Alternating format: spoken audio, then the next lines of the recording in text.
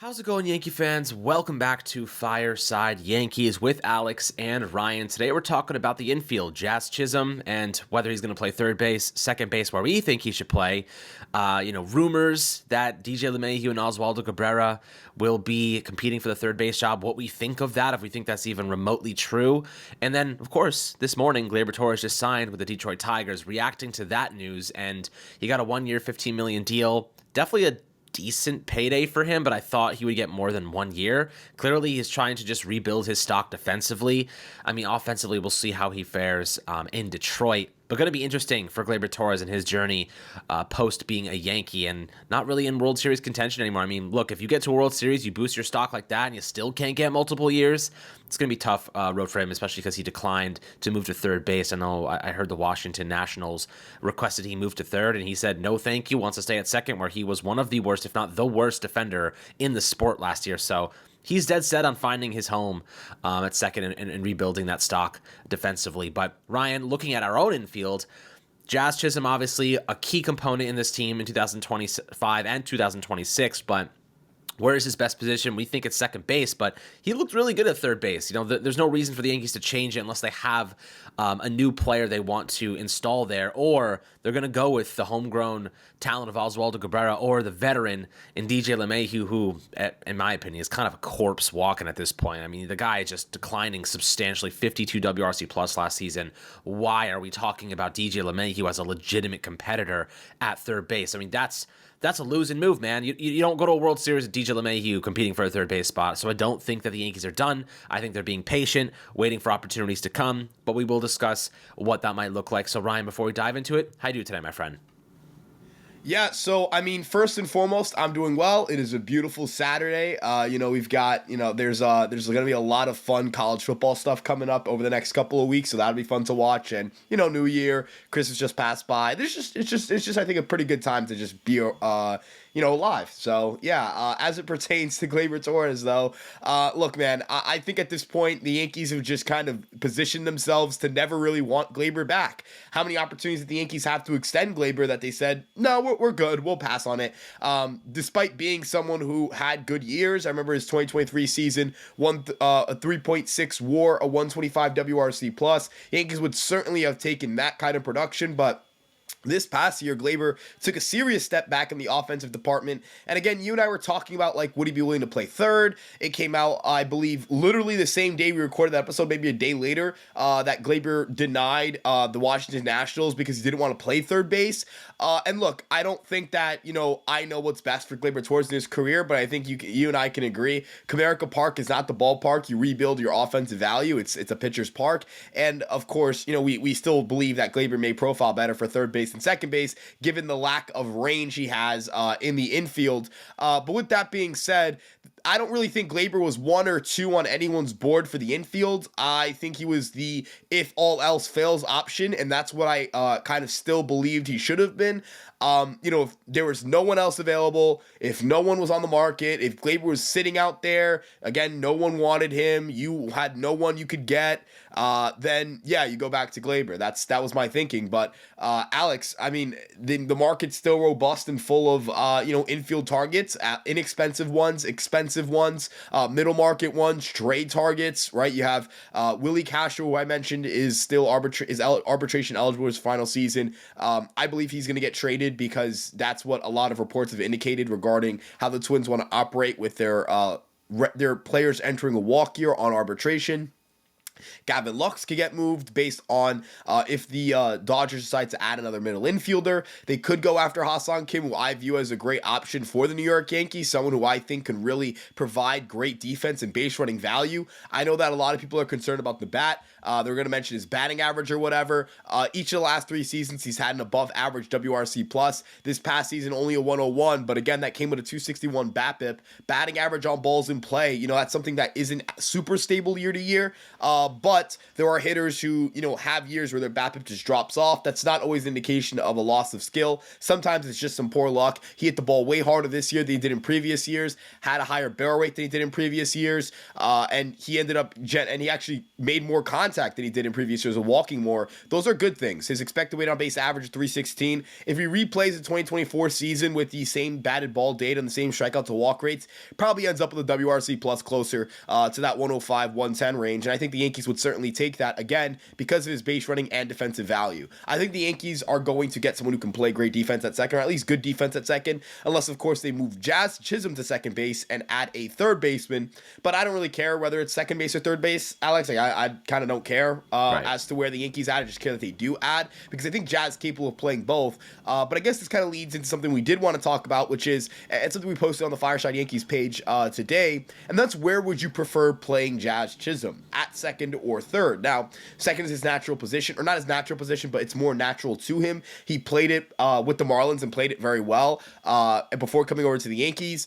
Personally, Alex, I view Jazz as someone who's got an argument for both. He's got the arm for third base, certainly has incredible arm talent, the ability to just rip throws across the infield with ferocity, intensity that, and honestly, most guys in our infield don't really compare to his arm strength. There are not a lot of guys in the market who have the arm strength that he does. But at the same time, Jazz is a freak athlete who has incredible range. Could he maybe better serve as the Yankees second baseman and scoop up ground balls to his right and left side, kind of cover that first base, second base hole? I think it's an interesting question, but Alex, if you had the choice, you could, let's say the second baseman or third baseman bring in, they're of equal value, they cost the same in this hypothetical. Would you rather play Jazz Chisholm at second base, or would you play him at third base? Well, you said a lot of stuff there, so I want to kind of get through, some of these different topics. You talk about Kim and why he would be a good fit for the Yankees. I mean, defensively, he's going to upgrade things substantially. Base running, he's the anti-Gleyber Torres, is the best way to put it. He does everything great that Gleyber Torres did horribly, base running and defense. And he's a decent hitter. I mean, listen, everyone remembers the second half of Gleyber Torres where he was really, really good, became that leadoff man, was fantastic. He ended the year with a 104 WRC+. That means he was 4% better than the average MLB hitter. And Ha-Seong Kim ended up at the same range. So it's either you spread it out over a more balanced sample and you're kind of just consistently a slightly above average hitter, or you have one really good half and you just never know with Gleyber Torres. Either he's going to be great the first half, horrible the second half, or horrible the first half and great the second half. You just don't know with him. He's super volatile. And, Ryan, we were just talking about this before the podcast started. The Yankees probably look at Gleyber and said, well, he's a horrible defender, horrible base runner, and he's a good hitter sometimes. Sometimes he's a good hitter. It's a very volatile Gleyber Torres experience. So we understand why they decided to move on. They want more run prevention. They can make up the offensive lack thereof of offense, really, by having better defense, better base running. I mean, how many times do we see Gleyber Torres get stuck on the bases? Like, he just made a boneheaded mistake and was stuck in between second or third, or first and second, and he looked like he didn't even know where he was half the time. I mean, we've seen him not tag up, or we've seen him leave before the ball was caught. It just doesn't make sense to me, some of the decisions he made. And the Yankees now look at themselves and saying, okay, let's clean this stuff up. I don't buy the DJ LeMahieu stuff. I don't buy the Oswaldo Cabrera stuff. DJ LeMahieu is a fossil. He is old, declining, slow. He can play third base. You don't want to put him at second base anymore because he doesn't have any range. Third base is the only place where I'd actually put him and say, okay, he's a good defender. And then first base, we have Paul Goldschmidt, who plays 150 games every year now. So you don't need DJ at first base. He's useless there. So, it's like you're having a platoon lefty-righty. You have Ben Rice for that. So, DJ's only value is at third base. And are we really going to go into the season with a guy who cannot run, cannot hit, and play good defense at third base? You might as well. I would rather go with Oswaldo Cabrera if we're going to go with DJ LeMahieu, because at least he can run. At least he's a switch hitter. But Oswaldo Cabrera is also below average. He was an 88 WRC plus last year. That means he was 12% below average compared to the average MLB hitter. So, Cabrera, I love him as a super utility piece. He's what DJ LeMahieu used to be. He can play every single position for you, and he's a good third baseman. He has, 9 defensive runs saved in his career, 5 outs above average, I believe, over a larger sample. So he's a good corner infielder. The problem is he's a below average hitter, and the Yankees need at least average hitting if they're going to go for a really good offense, or rather a really good defensive player. So, Kim gives you slightly above average offense. He gives you elite base running and elite defense, so at least you're getting two great things from him and then one average thing from him. Whereas Gleyber was two horrible things, one average thing. And, when he got hot, he was excellent, but the averages over a larger sample suggest he was an average hitter, maybe just slightly better than that. So, I do think that if you're the Yankees, here's the other problem. The financial situation the Yankees find themselves in. They're currently at $303 million in estimated luxury tax salary. The last threshold is $301 million. I know Jim Bowden reported that the Yankees don't have any more money to spend, and I buy that because they don't want to go over $300 million. They don't want to go over that last luxury tax threshold. We know this. So they're going to have to clear money. Marcus Stroman trading him is the obvious move. They'll probably eat some salary just to do it, just to get below that number. I think a trade scenario is more likely at second base than a free agent acquisition. So, what do you think about that? I mean, Jazz Chisholm, yes, you probably move him to second base. You could keep him at third, whatever. I think the Yankees don't know yet because if a great trade opportunity arises at third base, they'll move him to second. If a great trade opportunity arises at second base, they'll keep him at third. So I think there's a lot more available second base free agent, or rather trade candidates, than there are third basemen. I don't want Alec Bohm. He's going to come with a lot of money too.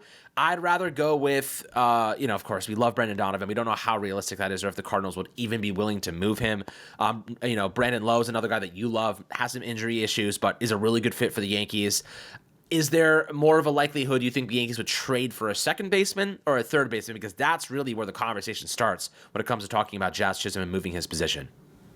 Yeah, I think, again, it comes down to what becomes available, right? There are always players who get traded who you didn't think were going to get traded, or players who get traded who you didn't think were on the market. The Yankees, there are teams that have surplus of infielders who will try and tap into the trade market to get better. We haven't really seen the infield market develop. And honestly, I think Gleyber's contract is an indication of maybe not a great infield market in free agency.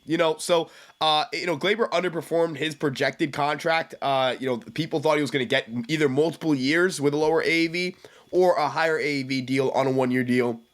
Doesn't even get a club option, doesn't get a player option, just gets a straight 1-year deal. I found that interesting. As for infield targets, I've talked about Willie Castro because he's probably someone who's going to get moved.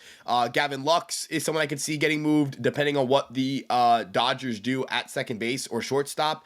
If they decide to sign someone like Ha-Seong Kim, again, that opens up a window for them to trade Lux. Lux is someone who I think the Yankees would certainly like. Decent base runner, showed some promise with the bat. Can hit the ball hard when he's going. Maybe that's someone the Yankees look at. I know Jake Cronenworth is on the Padres, and that's someone that people float around, but I think his long-term deal makes it hard for the Yankees to import him. I think it's 6 years left at $10 or $12 million a year. It's not a lot towards the luxury tax. It's just that he's already 30 and you're going to be paying him till he's 37. Don't think the Yankees want to do that. India already got traded to the Royals, and again, not a great defender, not a great base runner. He doesn't fit what the Yankees I think were wanting at that position. Luis Rengifo, have no interest in Luis Rengifo. Coming off wrist surgery, is not a good defensive player. He is firmly below average. If you think Gleyber's a bad defensive player, you have to think Luis Rengifo's a bad one. Brandon Lau, you mentioned, he's someone who could get moved. Big time bat. Not a great defender, but that left-handed bat has tons of pop, and if you want some pop in your lineup, he's certainly going to provide it. It's just tough. It's a tough situation where the infield market doesn't have enough attractive options, standout options. As you mentioned, is Brendan Donovan really realistic? I don't think so, right? I don't at this point in time. Is Eugenio Suarez out there? I don't know. I don't know if the Diamondbacks are willing to move him. I don't know if they have what many would consider an infield surplus.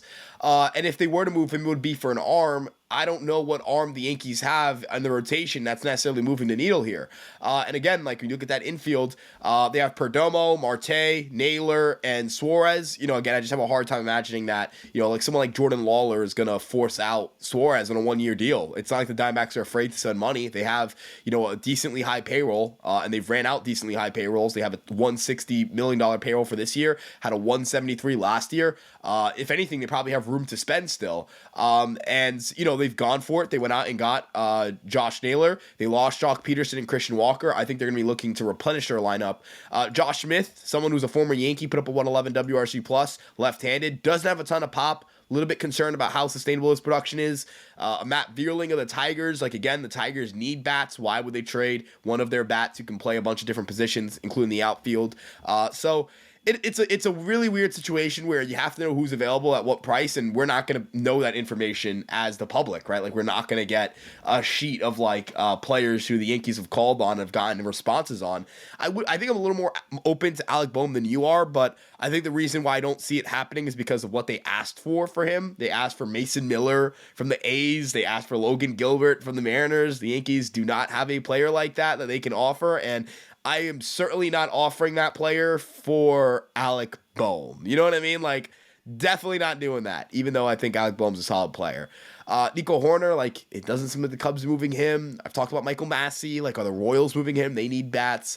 Luis Arraez doesn't really have an infield position. Like, I think he could play third. Now, granted, if Luis Arraez could play defense, I think I'd be all in on this because, like, I don't think he's, like, I don't love his offensive profile, but he's objectively a good hitter, and, like, all the Yankees need are just good hitters. That's all I care about. Guys that get on base in front of Judge. That's all you want. The problem is just that he might be, like, one of the worst defensive infielders I've ever seen. So, yeah, he's horrible. Yeah, I don't really know. I don't know if there's really an obvious solution. So, all of them come with their flaws and their warts. All of them come with their own indifferences and reasons to not feel great about them.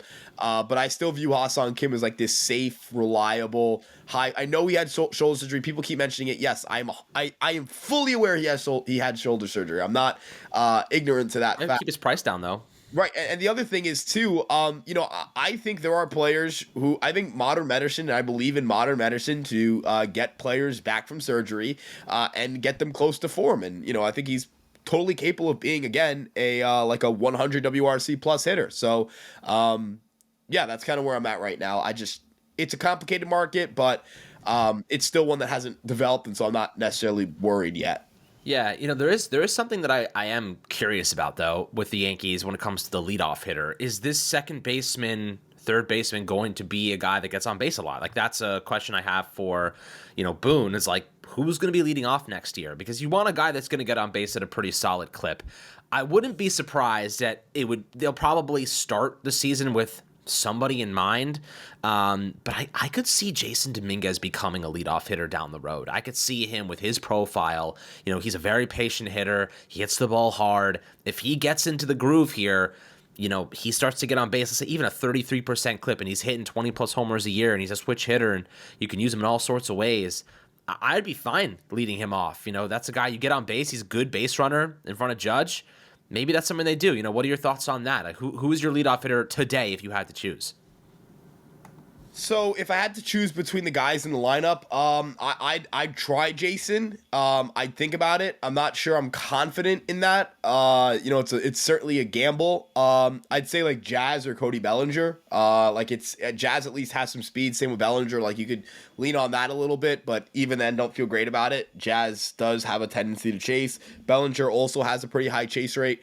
I'm not sure who can lead off for this team right now. You make a good point. That's a pretty significant hole. So the Yankees can't just kind of hope that this, and I don't buy into the notion that they're like just hoping that DJ or Cabrera can get it going, because it's not going to be them. They can't lead off. They're not leadoff hitters. They're not. Like, that's just a fact. Volpe is not a leadoff hitter. Wells, the catcher, you don't really want to lead off a catcher because, it's a weird fit. Like, the way that you think about between innings, right? Like, if you have a leadoff hitter, catcher, they go from catching straight to hitting. I don't necessarily think you want to do that. And then, you look at, again, the rest of the infield, like or the outfield, there's just not a leadoff hitter. Stan's not leading off for you. I think it would have to be one of Bellinger, Jazz. And look, if the Yankees have to make something weird happen at the leadoff spot because they got a middle of the order bat, sure, I'll live with it. Like, I won't care. I won't bat an eye. I won't make a fuss about it or whatever. But if they're going to do it to play Cabrera or DJ, I think you failed the offseason. I still feel that way. I feel like you failed the offseason if you didn't address your second or third base needs. Again, there's time. So it's not really a matter of I'm pressuring them to do something. They don't have to do anything until something becomes available, right? Again, I don't feel this need to rush the offseason. They've done a lot of their heavy lifting. They've added a frontline starter. They've added to their bullpen. They've added someone in the outfield. They've added someone at first base. They've done a decent chunk of heavy lifting. Now it's just one piece left. And I guess another piece, they want a left-handed reliever, which Not saying that to like, I guess, like, I don't really care. Like, no, I think they do need a left-handed reliever. I just wonder who it'll be. I wonder what that means for a guy like JT Brubacher, who's on the roster. That kind of indicates you need to make space in their pitching staff. And you talk about Stroman. I feel like they're kind of getting. I think the thing the Yankees are trying to do is move Marcus Stroman, right? Like, that feels like what they're trying to do. I'm not particularly sure they're going to be able to do anything else until they figure out what's going on there. So, Alex, I don't know. Like, it's kind of weird. It's just a really weird like situation. The Yankees are going to try to find a way to dump money on a pitcher, and it sucks because if you were closer to spring training, I think it'd be a lot easier because guys are hurt. Mm-hmm. And I don't mean that to say I like that guys are hurt. I just mean that to say, you know what I mean? That like, it's just how it works. Like, if you're closer to spring training, you're gonna have a more desperate market.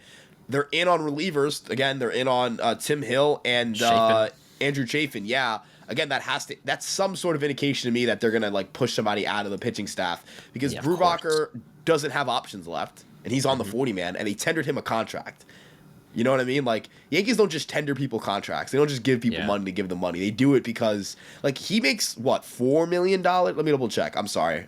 Is it, like, it's he's making he's making not much, 1.82 mil. It's but nothing. That's still money. Like, that pushes them out of the luxury tax. If they cut Close him, they'd be out of the fourth threshold because they're at 303.2. So they have options. Right, but, like, he doesn't have minor league options. So if they were to sign a pitcher like Tim Hill or Andrew Chafin, the current roster, like, they would have to move him out of the bullpen. They would have to move him to they'd have to cut him. Even Trent Grisham, I know, like, he's a Gold Glove winner. I mean, he's a valuable player. I don't hate having Trent Grisham on the roster as a backup outfielder, since right now you don't really have Spencer Jones ready to take on that role. So, like, I don't mind having Trent Grisham as that insurance policy. But, like, Brubaker is not going to be a guy that probably sees much action. I mean, he was injured, like, pretty much all of last season. Yeah. So, looking at the situation at hand, I mean, the easiest road is to trade Marcus Stroman, and then you have Will Warren take on those innings if you need him. The alternative is, you get below that luxury tax threshold, and that's why I think Cashman's being a bit more patient, because you can either trade Stroman, pay some of his salary, somebody will take him. If you took on $8 million of his salary and a team pays $10 million, you get below the luxury tax threshold and you're fine. But with that being said, you could also trade Will Warren for a proven second baseman. You could also go that direction, and offload a little bit of salary, kick in a little salary, just to get below the threshold. So, there are things the Yankees can do. Being patient is obviously of the utmost importance. We like Will Warren. We think his profile is good. People are judging this kid. He pitched 20 innings last year? Like, if we judged every single player on 20 innings of action, we would be the worst analysts on earth, because how many players have we seen enter the MLB and suck for the first season, let alone 20 innings? Not enough of a sample to even judge a player.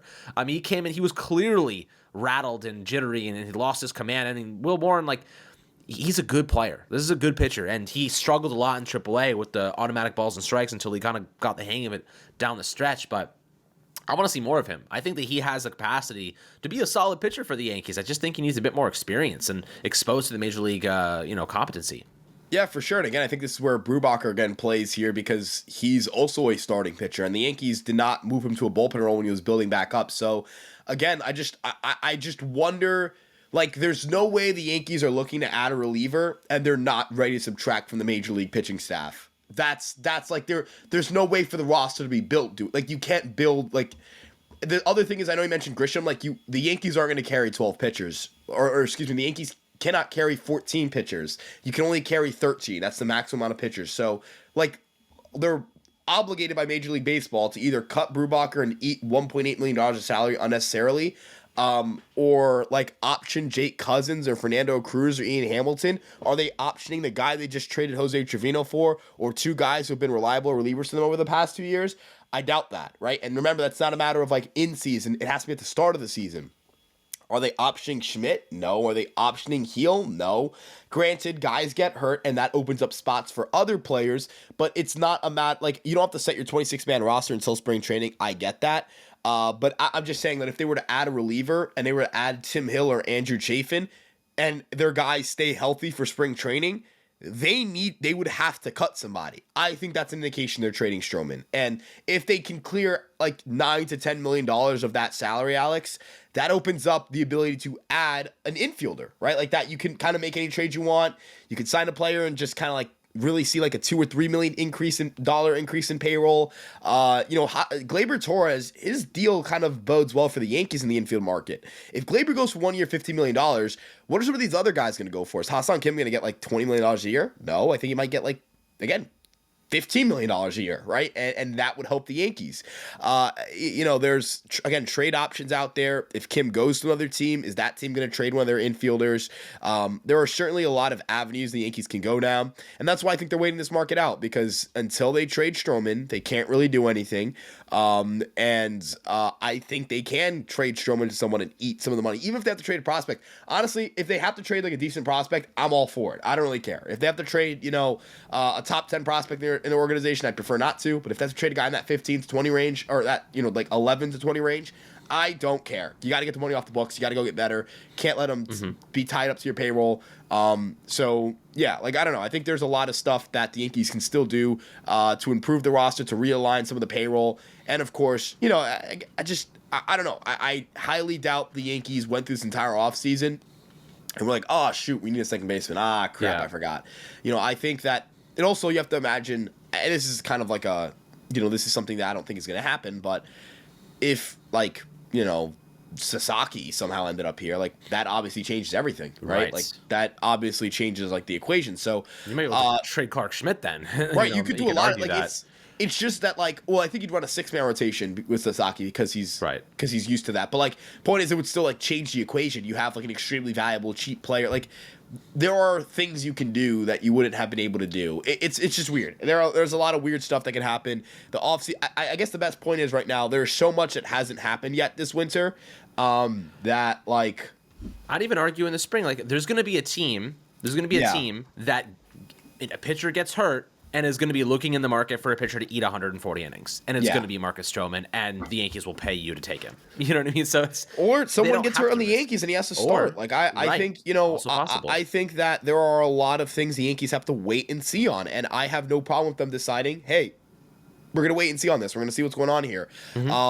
The only, like, as long as the infield market isn't burning hot in the next 2 days, like, I'm not going to freak out. And again, like, I mean, it's possible Gleyber Torres was the domino that had to fall first, but I don't think so. It's possible, but there's not that many options anyway. Don't you feel like Bregman has to be the first? Like, doesn't it feel like Bregman would hold up? Like, if anyone's holding up the market, it feels like it's Bregman and or his Burns. Market's really slow right now. It's the Mets and who else? It's like the Mets and the Red Sox. And I believe Red Sox, I was seeing this. Apparently, Jared Carrabis, who has some Red Sox hoops and talks to Red Sox people, that those people don't feel great about their chance of getting Bregman. I think he's going to end up a Met. But, like, he's also said that there's a team that he can't mention that's, like, basically begging Bregman to go over there. I'm not sure what team that could be. It's definitely not the Yankees. They don't have, like, beg you money. Doesn't it feel like maybe the Blue Jays? The Blue Jays kind of have some beg you, come over here money, right? They have, like, a lot of money they want to spend, but they don't really have a set infield. And, again, I'm going to mention this I'm not saying that the Blue Jays are, like, trading Bo Bichette here, because they're not now. But if they were to acquire someone like Bregman, that creates more of an infield logjam for them. Do they become a little, like, if they sign Bregman, do they need a Davis Schneider who, like, had a down year this year but was awesome his rookie year? Do they need an Ernie Clement who's, like, a league average hitter and a great defender? Like, are they going to need Will Wagner? Are they going to need, or I guess you could argue Bo Bichette, even if it's not a trade to the Yankees? Like, if Bo Bichette becomes more expendable for the Blue Jays because they signed, like, Alex Bregman, are they going to trade Bichette and go out and try to, deal him to the Dodgers, and then Ha-Seong Kim loses a suitor, and then, you've got a weird scenario where Luck's available too? I mean, there are a lot of scenarios that could go down, right? There are a lot of weird things that could go down in the coming weeks that could really change the landscape of free agency. Guys have to sign. You have to you're not involved, yes, in the Bregman market, but where he signs determines a lot. Let's say he signs with the Red Sox, right? Let's say he signs with Boston. Obviously, that wouldn't be great for us because it would make them considerably better. It puts Campbell in the, it puts Bregman at third, I guess, and moves Devers to DH, and then they're moving Masataka Yoshida. It's like this weird I don't know what their situation would be, but I know that they would have pieces they would have to move. If he signs with the Mets, it's probably the least entertaining or beneficial outcome for the Yankees in terms of like player movement, because I don't see anyone. Maybe they move Jeff McNeil and then he becomes available. Actually, that I guess could be something, but I think they'd prefer to play him at second, have Bregman at third, and like bench on Acuna. I don't think they think the world of Angel Acuna or anything like that. Maybe Ronnie Mauricio gets in that mix, but again, maybe they are more willing to trade, a Jeff McNeil. I'm just saying, like, where Bregman signs could make some trade action happen. Now thinking about it, I think the least beneficial outcome would be Red Sox, because there's no one they're going to trade that is of importance to the Yankees. Like, Yoshida isn't going to be a fit here. He's a DH, can't play the outfield. McNeil is at least I don't think you and I would go Jeff McNeil pom-poms in the air, but I think we'd go, yeah, this guy's been a good player before. He's got a swing for Yankee Stadium, can play defense. Like, yeah, it's like it's the definition of like, sure, like, fine, I don't care, like, whatever, like, it's better than DJ. An average player, right? You just go, it's better than DJ, right? Like, you just live with it. He's been declining year over year, but he doesn't strike out a ton. And he's it's a good fit for Yankee Stadium. Like, how would he do with the short portion right field? Like, I'm pretty sure he'd hit. Like, let me. Do you have this StatCast page up? Because I can pull up like right now. If you I have his Fangraphs page up. I mean, look, he's 32 years old. He's a versatile unit. 12.5 million per season. Play him at third. Play Jazz at second. You could do that. Yeah. I mean, he's not. He doesn't like. He used to be great. Like, he used to be very good, and he's not going to hit a ton of home runs. Maybe a bit more because of the short right porch, but. You know, he's 19 at Yankee Stadium instead of 12. Yeah, he's a high BA guy last year. That's I think he had a down year. He was doing some injuries. Like, I think that this is a player that, could be pretty good for us, but it's not going to be like a rah-rah acquisition. It's more of like he's better than what we have. He'd also be able to lead off, right? Yeah, like exactly. He's better than what we have, and I could live with that. But I would love like a move that's going to be like, okay, like now we're World Series contenders again. Yeah. Not like it just like it moves the needle a little bit, but. Like, he's better than DJ and he's better than Cabrera. And I think that anything better than them, I'm happy with, at least. It's one of those situations where you're just kind of like banking on the ballpark a little bit. Like, again, that 12 home runs versus 19 expected, that 10 home runs last year versus 15 expected, 9 in 2022, 13 expected at Yankee Stadium. You're banking on that. I don't know. I think I'm a little more in than maybe you are, or maybe most people are, mainly because I just think the bat has always played for Yankee Stadium. But like, the point isn't like whether you like Jeff McNeil. I think the point more so is like where Bregman signs could affect the infield market, where a lot of guys sign could affect the infield market. So like, who's gonna, like, you know what I mean? What's gonna happen? Who's gonna sign where? Who's gonna get traded because of that? We're gonna find that out in the next couple of weeks, and that's why I'm not too concerned about the Yankee situation right now.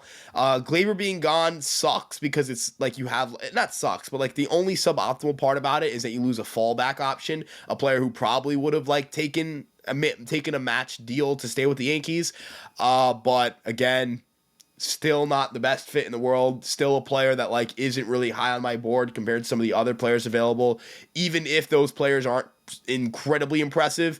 They need another bat. They need a glove. It's hard to find both. Maybe they can find both. We'll see. We'll see where this goes. Like, it would be great if the Yankees, like, if Bregman fell into the laps, like, sign a 2-year deal there. But money, man. Like, we just don't have enough. We don't have enough money to spend right now, and even if you get rid of Stroman, he's gonna get 6 years from somebody. He's gonna have 6 or 7 years.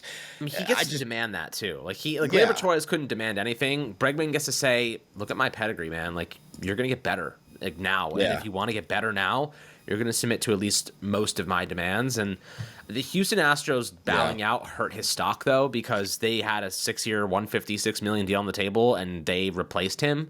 So, like, now everyone's like, all right, like, now what's your market? The Houston Astros don't want you back, and, now they're not, their offer's not even on the table anymore. So, we'll see what happens. I know the Mets also have to deal with Pete Alonso in that situation, so, we'll monitor that market for you guys as always, but happy to get your thoughts down below in the YouTube comment section about Jazz, where you think he should play. Anybody that has piqued your interest, anyone you want us to talk about in detail, always happy to do player breakdowns for you. We'll do plenty of them heading into the season and continue to evaluate this roster. But guys, always happy to hear your thoughts. Make sure to like and subscribe as always, and we'll catch you guys on the next Fireside Yankees episode.